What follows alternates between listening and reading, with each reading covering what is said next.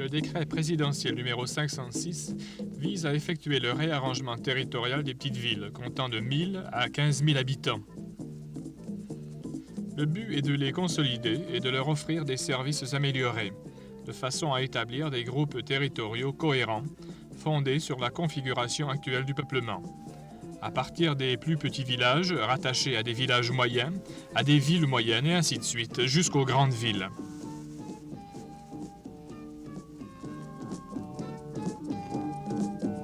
L'état de Falcone peut nous servir d'exemple quant aux tactiques utilisées par le programme pour la consolidation et le renouvellement des petites villes. Nous illustrerons le projet concernant le village de Vella de Coro. À 6 km de la ville de Coro, la Vella est en fait sa terrasse donnant sur la mer.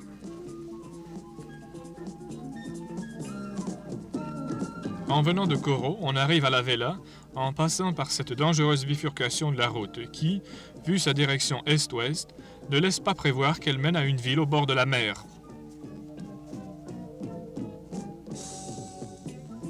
On a proposé une nouvelle voie d'accès. Grâce à un embranchement de la route nationale, on arrivera à la Vella par un chemin longeant la mer, en voyageant du sud au nord. Il faudra acheter et démolir cette maison pour faire place au prolongement de cette avenue menant à la mer. Le site panoramique qu'on obtiendra par cette opération est un des principaux atouts de la région. Il faudra le protéger et le maintenir. Un peu plus loin, la route rejoint l'artère principale de la ville, la rue de la Fédération, qui se termine aux portes de l'église. On propose également une deuxième route pour faciliter le voyage Caracas-La Vella.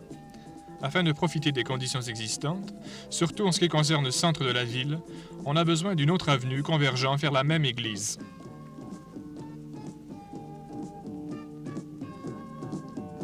Le centre de la ville est un secteur des plus intéressants grâce à son architecture.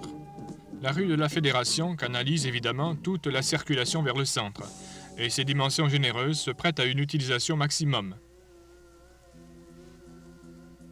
Cette région possède ce qu'il y a de plus intéressant quant à l'architecture des maisons, qui seront d'ailleurs restaurées et préservées.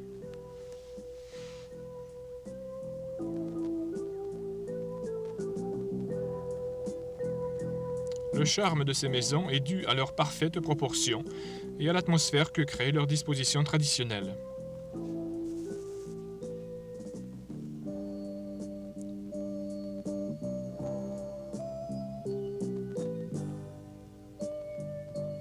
Du hall d'entrée, on arrive à une galerie qui donne sur une cour intérieure, où l'utilisation judicieuse de jalousies, de plantes, de fleurs et d'arômes produit un délicieux jeu de couleurs, de lumière, d'atmosphère.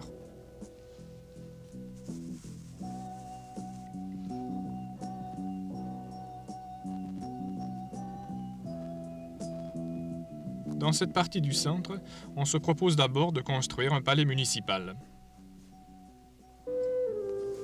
Voici les plans du rez-de-chaussée. Il faudra acheter et démolir plusieurs maisons avant de commencer la construction du nouveau bâtiment.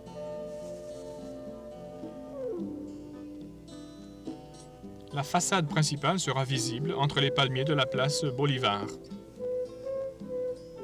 Un aspect du plan d'ensemble examinera la possibilité de convertir le vieux marché en un bureau de douane et le centre artisanal en une école et un musée pour l'artisanat régional.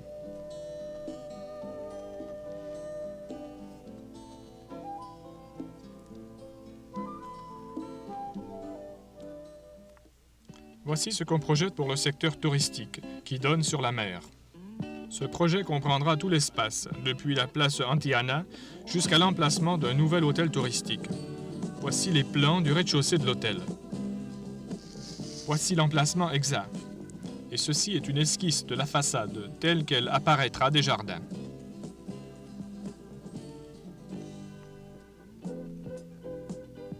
Voici des exemples de maisons donnant sur la mer qui seront rénovées et converties en restaurants et en pensions de famille.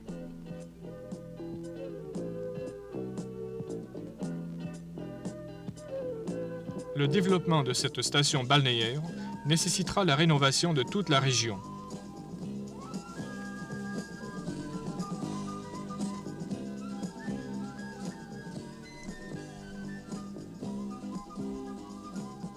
Si l'on se promène un peu plus vers l'ouest, le long de l'océan, on arrive à l'emplacement où sera bientôt aménagée une plage publique.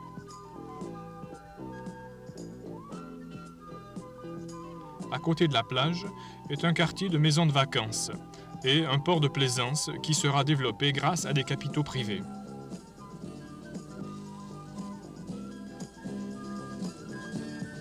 Et voilà pour les plans concernant la réorganisation, la consolidation et le renouvellement de la Vela des Corons.